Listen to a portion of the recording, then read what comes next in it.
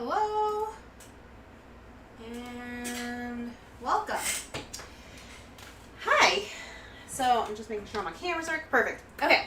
So I'm Sherry Shish of Powered by Quilting. Today we are going to be working on month 5 of the Summer Delight block of the month.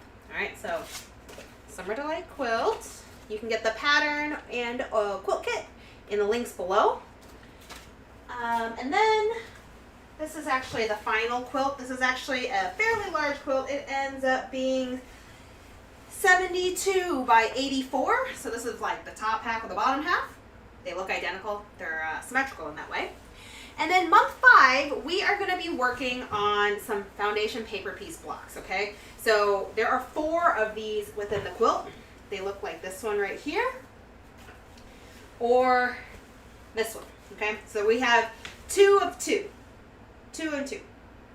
So 4 blocks, 2 of each. Okay?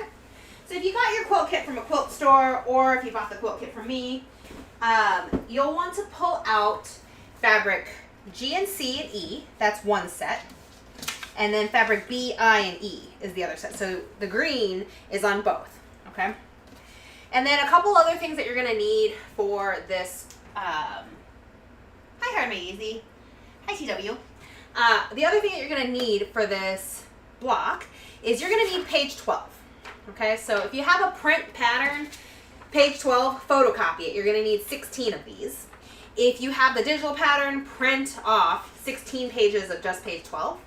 And then if you also have the print pattern and you don't have a photocopier, but you have like a printer, there is a link on page 11 on the instructions and whatnot to download just the soft copy of this template for you to download and print.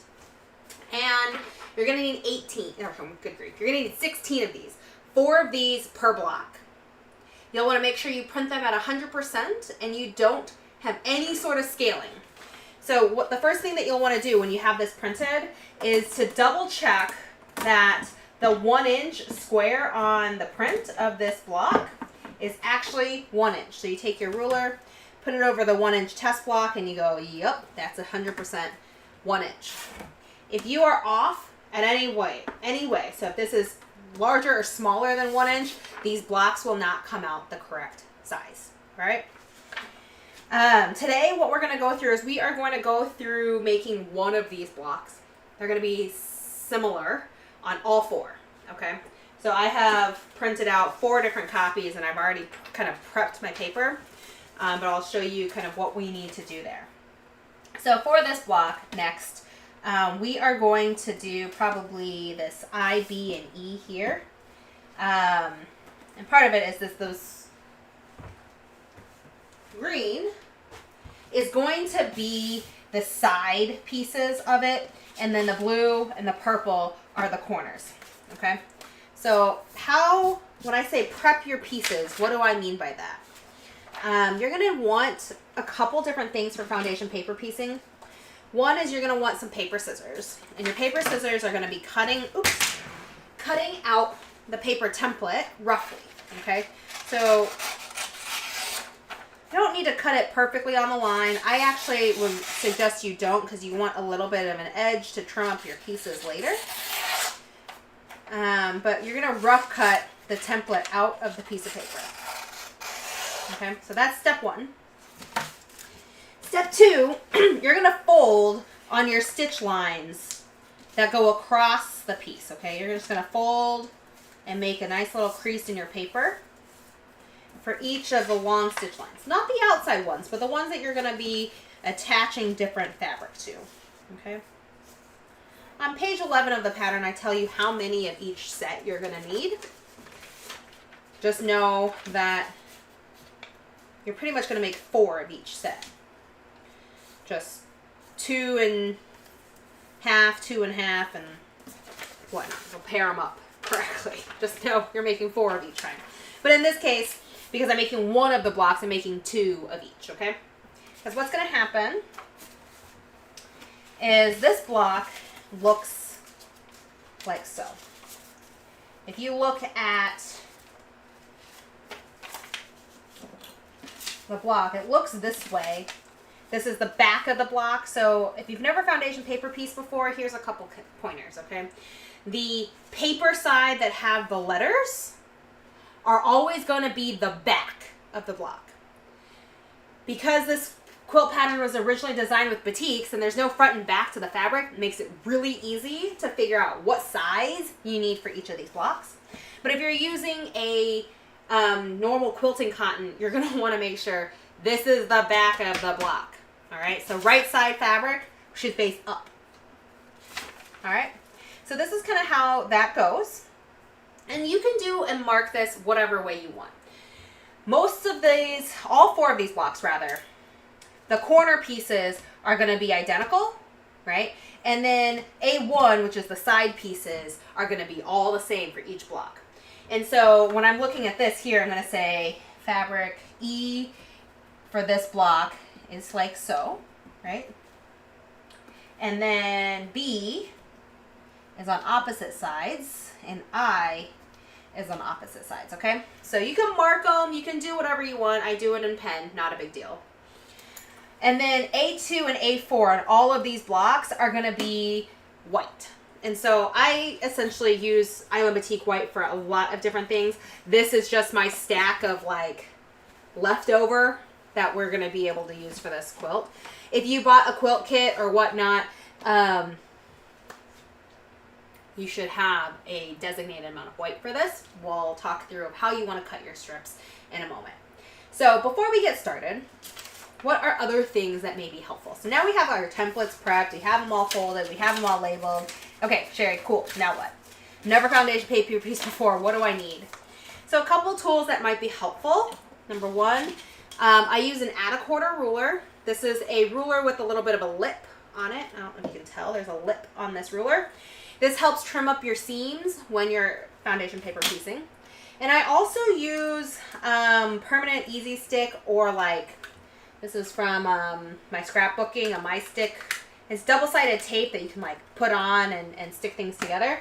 But this is super helpful to make sure that your pieces don't flop around since they're pretty large swatches, okay? So first things first, for our block, we always start with the numbering system. So A1, since all of this is A, right? This is an A template. Some of my other blocks will have a B, a C, a D template, but this is all an A template. You're going to start with piece 1, 2, 3, and 4. And this is the order that you're going to sew all the pieces together to foundation paper piece. So like we have put this all together, A1 is all fabric E, okay? So out of fabric E, I need to cut some pieces that will fit that triangle. Okay. So first things first, I'm going to go ahead and iron out my fabric. Notice that fabric E, because it's also used in the other set of blocks, also you get quite a bit of it. This is just kind of what's left over from the kit so far, but I believe this is the last thing that we're using, because in month 6, fabric E is not used. Okay. So we're going to iron this out so they're pretty flat. I also know, since I have another set of this block identical to do, I'm going to end up with like 8 different pieces that are going to look like this, right? So what I'm going to make sure to do for my cut, I have all these rulers out, is to make sure that whatever I cut from a triangle perspective, maybe I should give myself some seam allowances and maybe just cut like here, right? And we're just going to cut wedges the other way around. So we're going to do this and give myself a little bit of space. One of the things that I would say is super helpful with foundation paper piecing, especially if you've never done it before, is to cut your pieces bigger than you expect to use, okay? If you have bigger pieces, you're just going to trim them down, but it's really hard if you cut your piece exactly the same size that you're going to be using in your foundation paper piecing. And the reasoning is you're going to have to sew really accurately to make sure that you have enough fabric to cover the block, okay? So in this case, I'm going to put this over here. we are going to cut 4 of these pieces. And A1 is identical, right? Because A1 is the same size for all of these pieces. And one of the things that I'm going to do, especially since I'm using with batik, normally what I would do is the right side of the fabric should be facing down, like so, and cutting this out, okay? And so in this case, I'm actually going to do a double fold because I know for a fact I'm going to need 8 of these. So I can just cut 4 and call it a day. So first things first, I can have extra sizes of the fabric. That's not a big deal. You might want to come through and clean it up a little bit, but give yourself a little bit more than just the seam allowance from your line. Like so. And it's one side of it, and I'm going to go ahead and lop off the other side real quick, right? So there is no question whatsoever that this triangle will fit this A1, okay? None. And then I'm going to flip this over on this side and say, yep, I have enough seam allowance from that stitch line over, and I'm just going to give myself another one here, so that's 4. And then now when I have this, I can just say, okay, well, I can use this one here, right, and do, that's, 6, and then I can take that again and say, yep, well,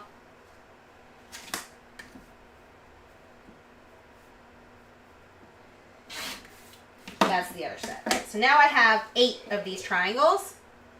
This is going to be for both of the blocks. I might as well just cut it now because I have the fabric, right?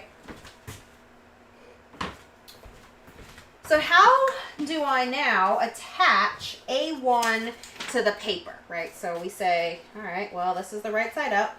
I am going to go ahead and put a little bit of tape, double-sided tape, on the paper. Do not put this on the fabric because it's going to be really hard to take off, but you're going to put that on the paper, and you're going to make sure that I have all the seam allowances covered, right? Notice how much bigger my fabric is. And then if I fold this the other direction, I have a plenty of seam allowance. We're going to trim that down to our normal 1/4 inch, so don't worry. All right. And I'm going to do that for all of my pieces. I'm going to put some double-sided tape here, and then put my triangle taped on, knowing that I have enough seam allowance on all of the edges. Okay.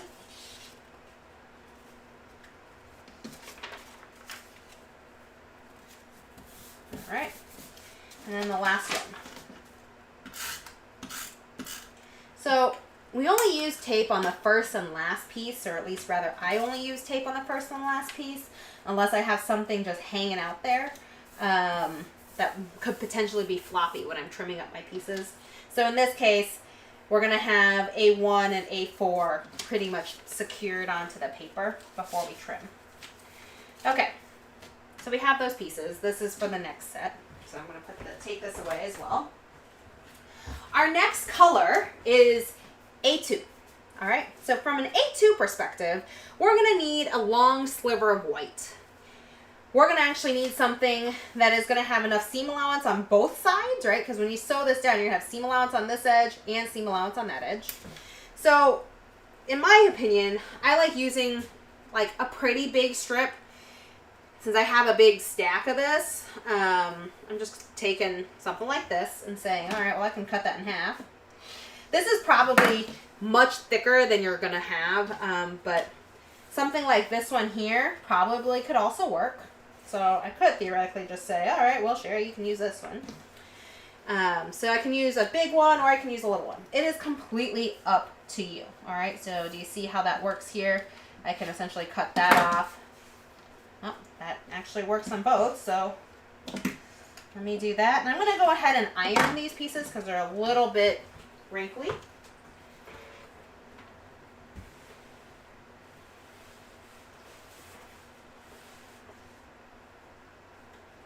Again, with foundation paper piecing, you can use bigger pieces. They are easier to use than the smaller pieces, but the bigger pieces also give you more waste, right? So it depends on how much fabric you're willing to throw away, cut off and throw away. The better you get at foundation paper piecing, the easier it will be to have smaller pieces, okay? So the way I do this is what we're gonna do, we're gonna fold the seam allowance between A1 and A2, right, like so. And so I know where that stitch line's gonna go. I'm gonna take my strip here and I'm gonna go, okay, well, I'm gonna cover that seam allowance and I'm gonna refold it. Right, so it's like I'm putting right sides together. All right, so that's seam allowance here. Notice that it's not very straight. It's fine. What you're looking at here is when you fold this over, do you see anything, does the piece that you just added cover the A2 and have seam allowance on the other side? This strip, I can see that it ends further up here, right? So I know if I sew down on that line, I would have enough seam allowance. Okay, fair? So we're going to take this to the machine and we're going to flip this over like so, and we're going to stitch down this solid line all the way from start to finish past the seam allowance marking on the paper. Okay, and because we're sewing on paper, we want to be able to take that paper out after we sew it, so we're going to actually change our stitch length to 1.8 or 1.5. Smaller stitch lengths essentially perforate the paper, which makes it much easier to tear out in the future. And the other thing I would also mention, so they do sell something called foundation paper piecing paper, which is essentially like newsprint, okay? And newsprint, in my opinion, makes it so it just kind of shreds in your machine when you take it out. And so I personally like sewing on printer paper.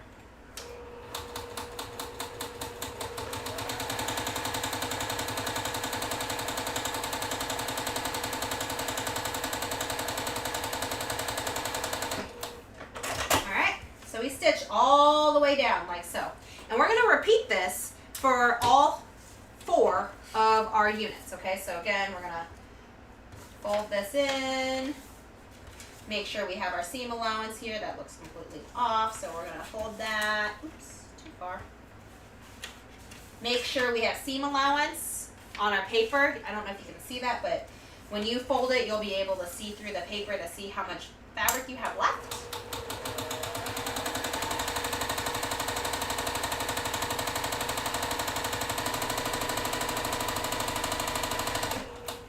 Stitching all the way through. Okay. So 2 more.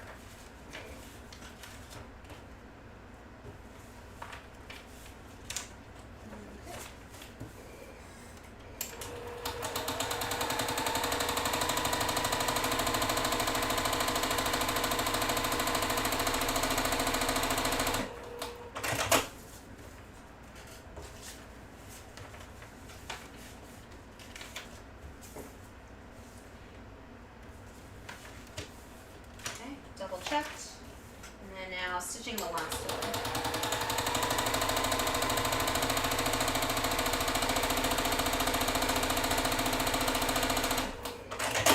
Alright, so now that we have stitched all 4 of these pieces, we're going to trim up our seam allowance and then press the piece open. So in order to trim up the seam allowance, you want both pieces of fabric and all the paper away from your seams.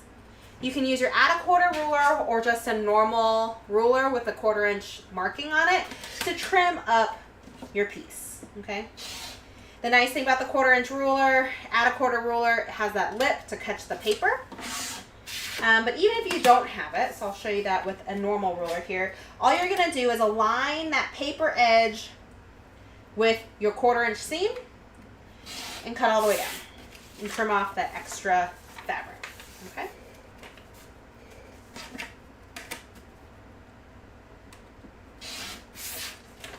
Like so.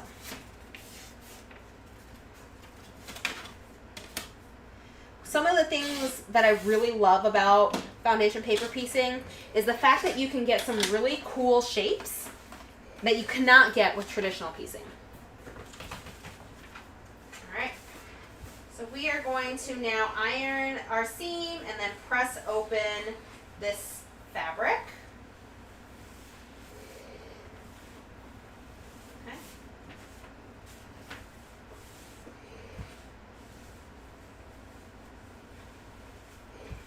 something to note. If you are printing your templates at home, please remember if you have a LaserJet or an inkjet printer. If you're printing this at a copy shop, most likely it's a LaserJet printer, and you'll want to make sure that you do not hit your iron on the printed side of your paper, because LaserJet ink essentially is heated onto the paper. It doesn't soak in like an inkjet. So if I were to hit my lines with an iron, I'm going to get the ink from the paper essentially transferring onto my face of my iron, and then you're going to have to clean your iron, okay? So don't iron on the printed side, make sure it's on the back. All right, so now we're going to do A3, right? We did A1, A2. A3 is where the numbers are going to, or where the letters are going to be a little different, or the fabric, I mean. We're going to have B and I, all right? So I'm going to go ahead and iron these open. And one of the things that I would say for this is that B and I here, you're going to need 4 of each, right? Because you have 2 for this block, 2 of each for this block, and then 2 of each for the subsequent block.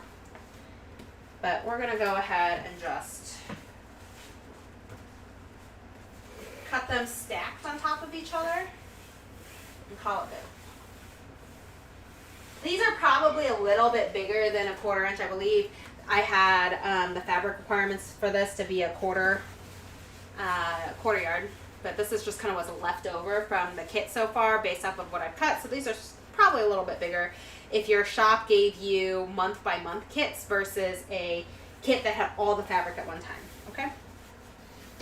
So how do we cut this out? I'm just gonna do these stacks real quick. All right, so we need a piece that is essentially going to do this whole A3 piece plus seam allowances on both sides, okay? And so what we can do is we can essentially go, okay, well, what's the best way to put this on here? We have an A3 here. We can do like an A3 this way or this way, all right? There's ways that we can make it fit, right? Straight of grain on this is a little tricky. If you want to make it straight of grain, you will use more fabric just because you're going to be justifying the pieces correctly. In my case, I'm probably just going to be like, okay, well, we're going to cut it this way, right? We're going to cut a piece here. So I'm going to fold that back and say, all right, well, that's good enough. We're going to say, yep, we're going to add that maybe like another inch on this side and say, yep, here. Like so. Cut that all the way off. All right, and then I'm going to fold up or fold back the other side. All right, like so. Make sure I have seams on both sides and say, yep, we're going to do something like that. Okay, so I now have kind of my wedge, and then I'm going to cut my square above. Okay, so you can essentially just rough cut this if you want, because again, we're going to be trimming out our fabric. Okay, so there's my wedge, and then what I'm going to do here is I'm just going to take what I just did, because I know it fits, right, and I'm going to place it on top of my other fabric here and cut out another piece. Okay, like so. I know I can cut off the tail like that, not a big deal. Cut off the top parts to make it at least a little bit easier, okay? I is the blue, B is the purple. Okay. All right, so we're gonna do purple for this one. All right, so the right sides together on here. I'm going to say, okay, well, it's going to be looks like something here. And then I'm going to fold down where this line goes. And I'm like, oh no, I completely missed that. Let me readjust where that goes, right? And if I fold down, you see how I can see seam allowance on all ends and seam allowance over here, right? So I have a good spot to say, yep, all of my seams are showing up at all different spots, okay? So now I can go to my machine, flip this over. Notice how this purple is on the left side because it's all the right sides together. I'm going to sew down this solid line all the way down. I'm going to repeat that for I, for the blue, and then the purple for the B and the I again for the blue. Okay?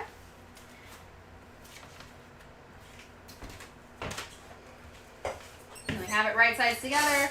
I fold over. I'm double checking my seams again before I open it and say, yep, we're ready. We're going to sew all the way down.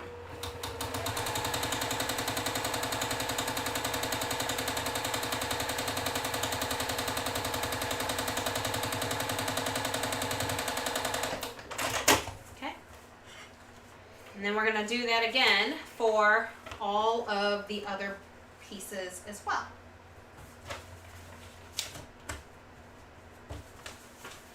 Checking our folds, checking our pieces, and saying, yep, does this make sense? Yep. I see seams, I see seams, I see blue on every single side. We're good to go to then sew down. Could I have cut my pieces smaller? Yes, absolutely.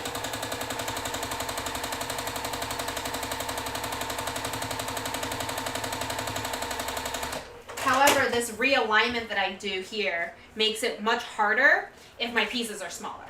Okay, so if I'm cutting pieces large, then I have a lot more wiggle room when it says, when I say, hey, does this piece fit? Right?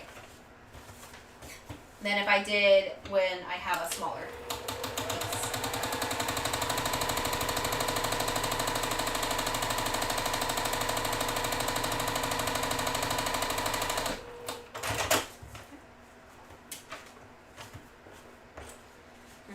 One, right sides together, fold your piece up, double check your seam allowances. Is your piece centered? Does your seams match on all the sides? If it does, then you're ready to sew down.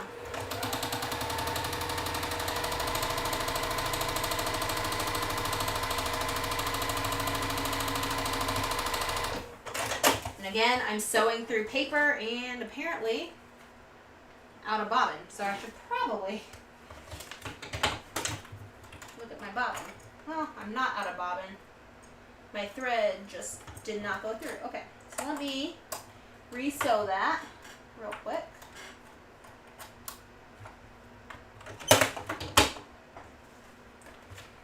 Tricky right now because I don't actually have, there we go, any thread on that paper. And I've already perforated the holes once. So I'm going to be a little tricky and a little careful because I've already perforated the paper once. I just essentially re-perforated everything. Okay? So now that I have A3 sewn on, we're going to go through and do the exact same steps that we did before. Fold everything away. And we're going to trim up our seams, right? So we're going to trim up all of these. Oops, here we go. Like so.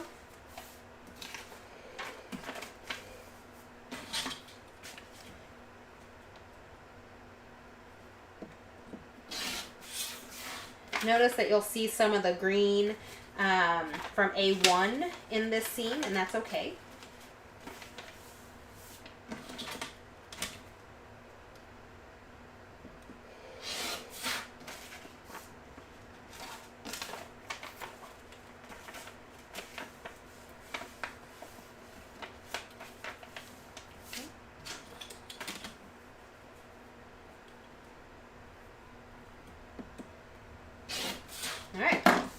Now that we've trimmed these up, we're going to go back to do what we just did before and press them open.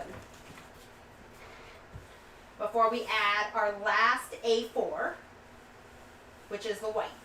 Okay, so we're almost done making the units. A4 is always white.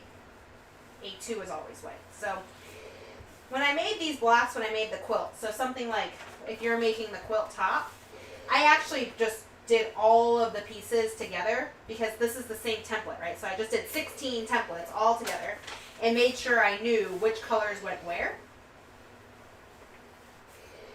and what colors were matched. You can make them in sets like I am now.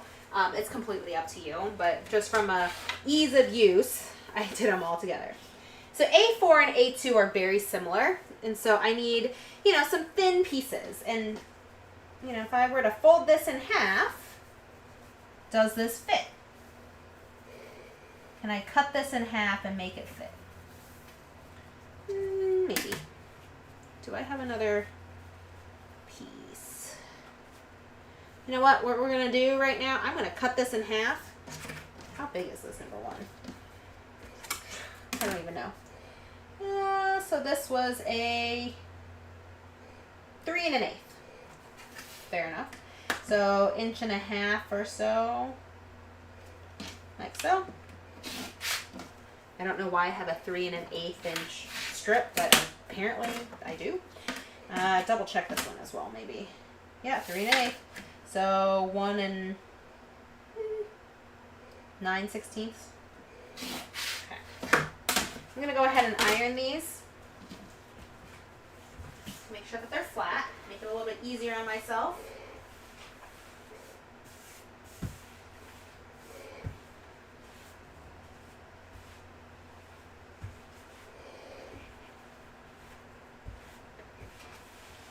Okay. All right, so last step. We're going to put this right sides together here, fold over at our seam allowance, and go, oh my goodness, that doesn't fit. But if you see, our seam allowance is massive, right? So we're going to fix that seam allowance down a little bit and make sure that I can see the white past this drawn stitch line, okay? Make sense? I'm going to go ahead and re-iron this out. It might just be easier for you to fold this down without the white so you know where that line is supposed to be. Place your white there and say, yep, that fits. Got it? All right, so we're going to do that 4 times. And then we're going to stitch it down.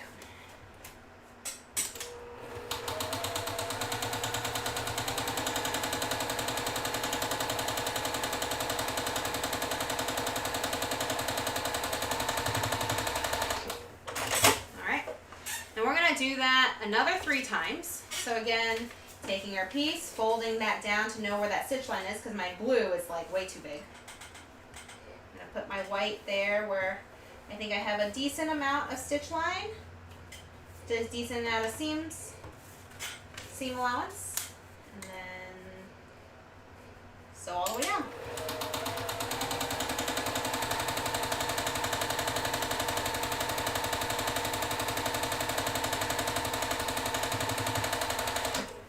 So I really like foundation paper piecing because, in my opinion, is you can get some really great seams, or really great images, I mean, like block styles and whatnot, without being super precise in cutting and all that stuff, right? All you have to know how to do is sew on a line.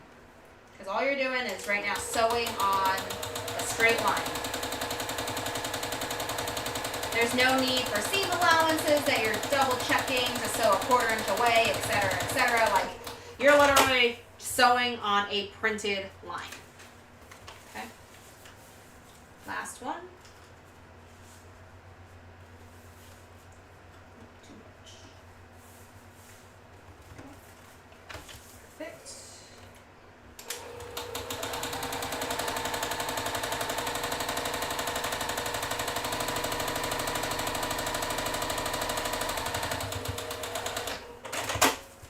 All right. Double check when I open that. Perfect. All right, so for our last little bit, we're going to do the same thing that we did before. We're going to fold the paper over so we have all these seams. The only thing is when you get down to the bottom, you'll probably want to pop open one of those stitch lines so you can fold the paper correctly over. And then we are going to trim up the excess, right? So if you cut off some of the paper from the seams down here, that is perfectly fine. We're just going to pop open one of these seams down here.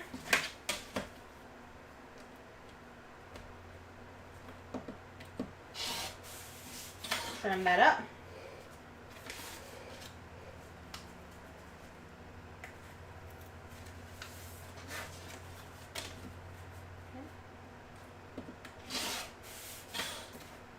Cut. So couple things I want to be able to talk through as well. A couple of those there, you'll see that I didn't actually trim off any white. And you're probably like, Sherry, what happened? Well, I have enough seam allowance for the white, but it wasn't quite the same as the purple, and that's okay. Same thing here with the blue. You can see a little bit of the blue peeking out. It's fine, because at the end of the day, we're going to just press it open and we're going to trim them off anyways, so I'm not super concerned about that. I'll show you what I mean. So now we're going to press this piece open. Okay. And like I said in the beginning, we're going to use our tape a little bit to tape some of this piece down, okay, onto the paper before we trim up all of our units. And we do this to make sure that when we're trimming up our units, nothing accidentally goes in the wrong spot, because once we cut this unit out, we want it to be exactly the same size as it was printed. Now, when you're using this, do not put this on the fabric, like I said.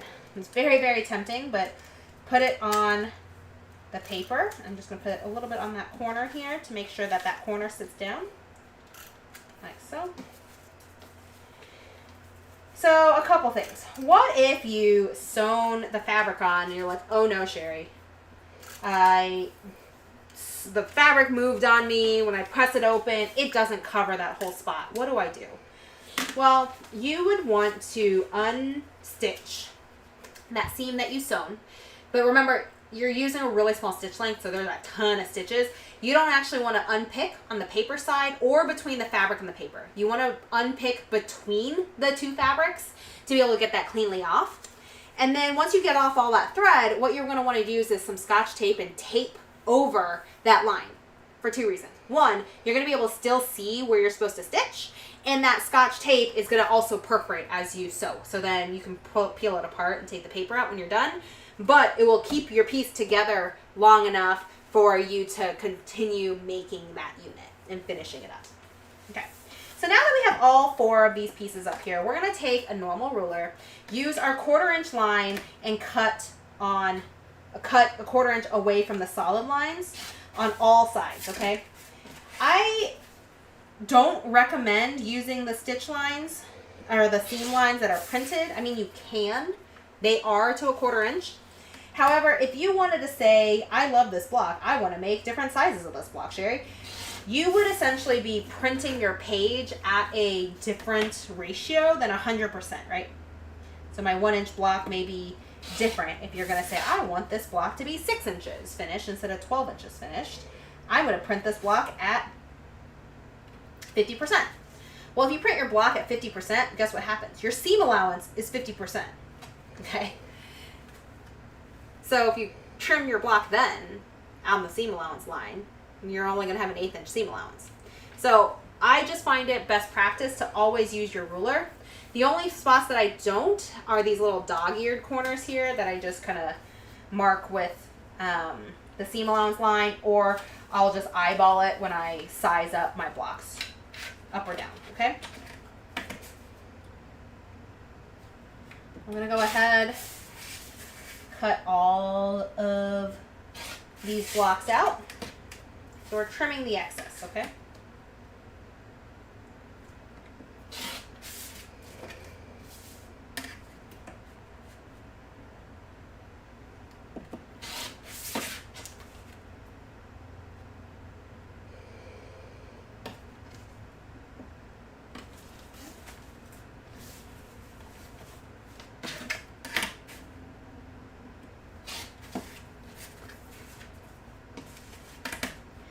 Couple other side tidbits. Once you've foundation paper pieced and sewn quite a bit of foundation paper piecing or paper through your machine, you're probably going to want a new needle. Sewing paper does dull your machine needle much quicker than sewing just fabric because of the paper qualities. It will dull your needle. So you do probably want to swap your needle after you finish your foundation paper piecing. It'll just make for a smoother quilting experience for anything else you do after foundation paper piecing.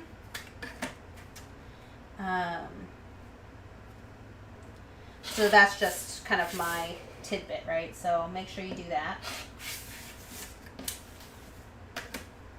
So typically, after my foundation paper piecing streams, or after this block, I will change my needle before I do a different project. Okay. All right. So now you're probably like, okay, Sherry, got my units done. I got all 4. I'm following along. Got it. Understand where you're at. How the heck do I put this together? These blocks are not quadrants. Like, oh no, what do we do, right? So I'm going to lay this out in the way that these blocks are supposed to be sewn together. What we're going to do is we're going to split this in half, like so. Okay? And you're like, all right, cool. Now what? The nice thing about this is we have right angles here. Both of these are right angles. Okay? These are kind of off, but this is a right angle here. This is a right angle here. If I put these right sides together, it's a right angle. Okay? And so what I'm going to go ahead and do on the machine is I'm going to sew down this perpendicular line. And you're probably like, okay, so how do I pin this together?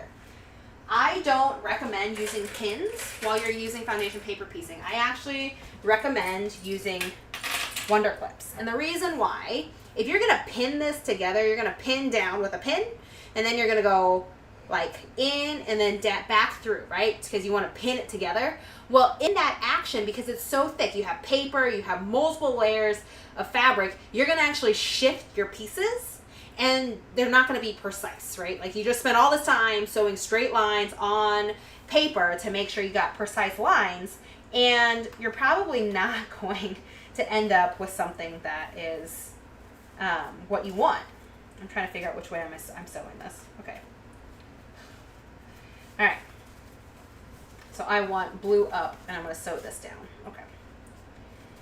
All right, so I'm clipping these together, right? I'm going to clip them in the front, clip them on the back, and then flip this down, and I'm sewing that same line, right? So they're going to be identical, where I'm sewing with the blue piece peeking out this way. Okay? Like so. All right, so we're going to sew these out our machine. Because we still have paper, we are literally going to still have our thin seam allowance. Or not seam allowance, our thin stitch length. Okay.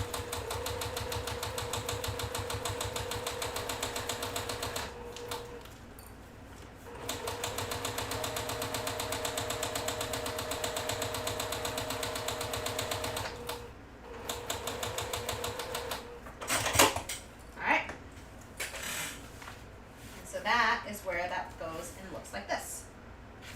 All right.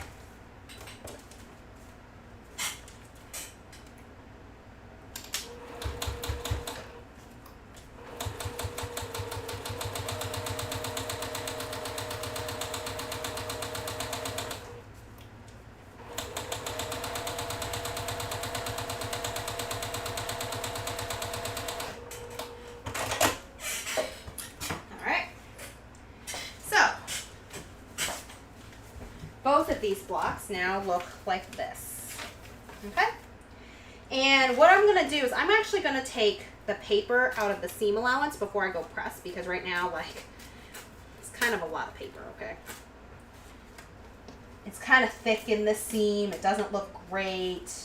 The center section, you're gonna have a lot of little hair pieces of paper. You're gonna wanna pull all of those out.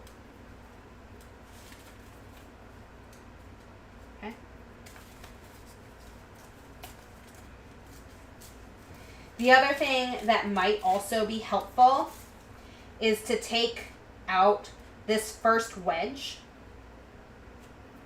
Okay, so A4 and A1 on these pieces that are sewn together is to take out this paper here.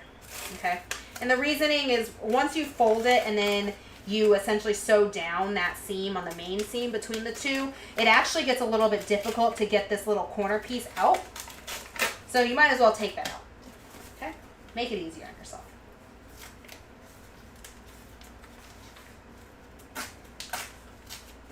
Okay. And the way I'm going to sew this is I'm going to press towards the green. So that is what I'm going to do with the iron here. And press towards the green. All right. Like so. And I'm going to do that also on this side. So the other half is going to be the same way.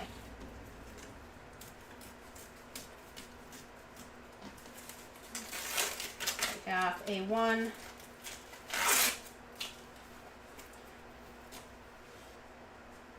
Take out all the paper in this little middle section here. Take out A4.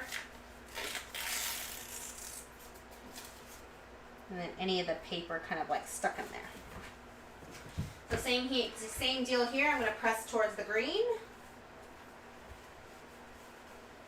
Make my seams kind of all go in this counterclockwise direction. Okay. And so now what we're left with is we are left with two halves. Granted, they're not, you know, rectangular. They're kind of, you know, an X. Okay. So what we're going to do here is we are going to go ahead now and sew these two seams together, this long seam together. And the thing that you should notice is that the center seam here should nest. Now, if you're thinking, okay, Sherry, this is really thick and there's a ton of paper here, you're probably right. You don't technically need the paper. And when I'm looking at this going, oh, that is a lot of paper right in that center, I'm actually going to go ahead and just take out all the paper. I am making that decision now. You don't need to have, to take out the paper. Some folks do. I feel like maybe it's a better decision in this case, just because there is a lot of seams right in that center section. So I'm going to go ahead and take out all the paper. It's not going to hurt. Okay.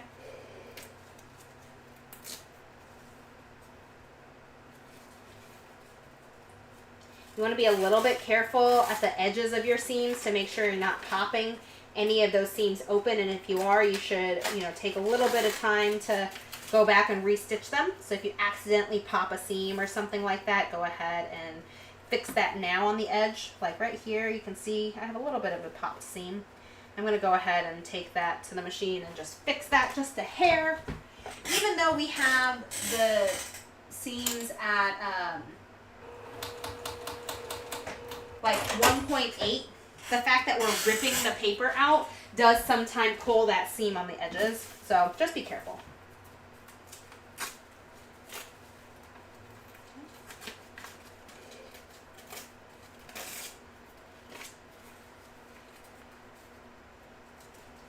All right.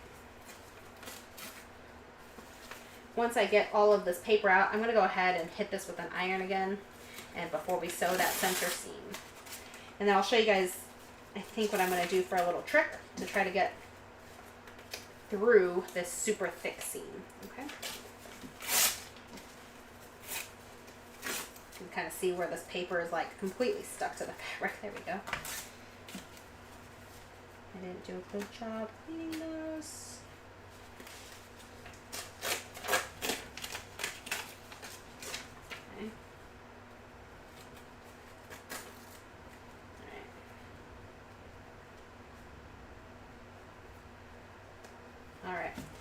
I'm out of paper. Toss that paper away. If you want a foundation paper piece, these blocks with freezer paper, you can. I just don't teach it that way.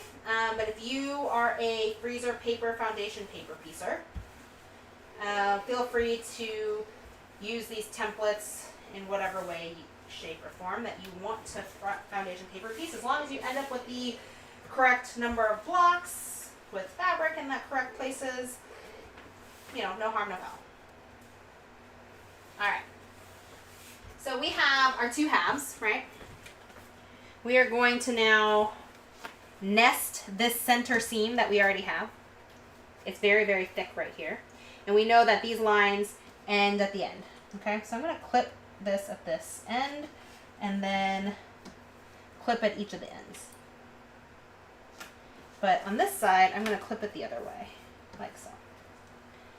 So the idea now is I'm going to start just above the halfway point and sew all the way down. And then I'm going to flip it over, sew just above the halfway point and sew it all the way down. And the way this does it is I'm not sewing from one edge all the way in, I'm sewing from the inside out, okay? And the reason why I want to do that is that seam in the middle is so thick that this will make it a little bit easier for your piece to sit flat and not have like any sort of wonkiness happen while you're going through that seam, because you're kind of starting there. And now that you don't have any paper, you can switch this back to a normal stitch length for quilting. And you're just going to normally stitch this block together with a 1/4 inch seam like you do any or other piecing.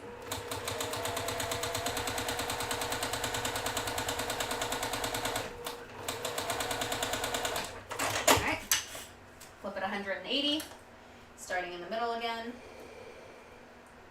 just beyond the middle.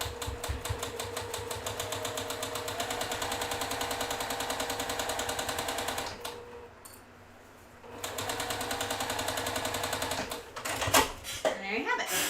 So now I'm going to go ahead and press my pieces.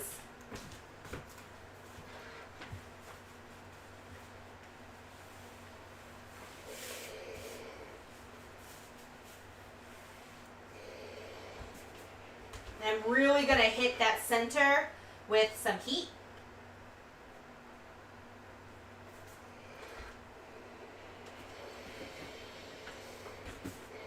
To get that to sit flat as I can get it.